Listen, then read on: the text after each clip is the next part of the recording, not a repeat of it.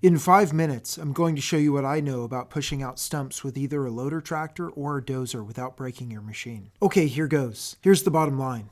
A bigger machine is definitely better, but even with a massive beast, you can still get into trouble. I'm demonstrating here using my TEREX 650B 4-wheel drive skip loader and a Case 1150E dozer. The skip loader weighs in at about 16,000 pounds and the dozer is about 24,000 pounds. I've used much smaller loaders and dozers, and all of this still applies.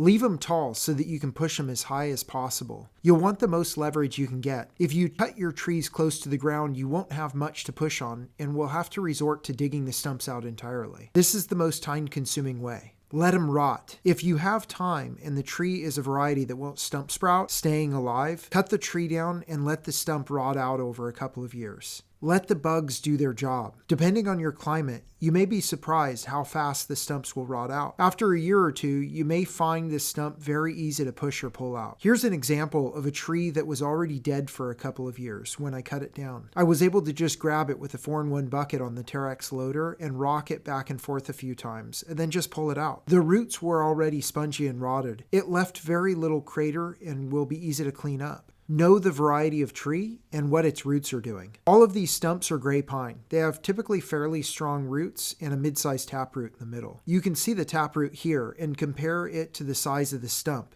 Alternately, I found oak and particularly live oak to have a really tough stump and roots.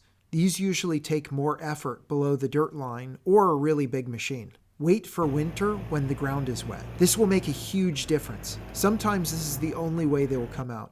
If the dirt is rock hard and the roots are strong, I'm often amazed at how much force a stump will resist. Position the machine on the uphill side of the stump. Use your machine's weight to your advantage. This will make a big difference when you have the space. You get the advantage of both the machine weight plus the increased traction. Push as high as possible. Position the bucket or blade as high as possible without getting too close to the top of the stump. If you position too close to the edge, you risk slipping suddenly off the stump and either hitting a hydraulic line or lurching forward, possibly putting the grill into the stump. Either way, not fun. Set the bucket flat for maximum linkage strength. If using a tractor, try to position the bucket with the bottom flat as if you were scraping material off a level surface. This will position the links in their strongest position and reduce strain on the mechanical components. Know your machine's limits. When you start to push, don't get too aggressive. You'll know pretty quick if it's going to let go. If not, don't keep trying or you might damage the machine. Okay, so here's one I learned the hard way. Don't ever ram the stump. Absolutely. If there's only one thing you take away from this video, don't ever ram the stump or it'll likely win and you'll break your machine. I did this with my first small dozer, a Deere 550, and broke the C-frame lift arms where the cylinders mount. It took a ton of work to fix.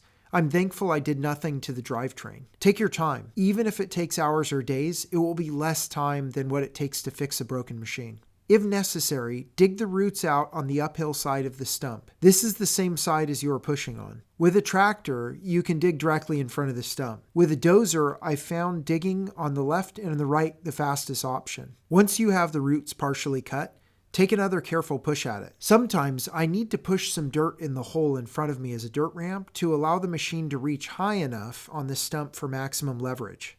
Be patient. Take your time. When in doubt, dig them out. Keep at it until the stump breaks free. Again, be patient. Don't break your machine. Once it starts to go, pay attention to the roots coming up. Once it starts to give, you'll need to stay alert to what is happening. Don't let the roots come up below you. This has caught me off guard way too many times because you can't see what's happening below the front of the machine. Forget this and they will come up and break a hydraulic line or punch a hole in your radiator. Again, not fun. The other thing that can happen is that the stump can lift the front of the machine off the ground, and you may not notice until it falls. You'll gnash your teeth, compress your back, and once again, your machine won't be happy. Ask me in the comments how I know about this. After it's clear that the stump is broken free, back up and lower the bucket or blade to take another bite lower down, this time pushing up the now exposed roots. The point here is to keep the roots in front of the blade or bucket and out from under the machine. Okay, so that's it. Let me know in the comments if you have any other tips for getting stubborn stumps out, or if you ever broken your machine doing this.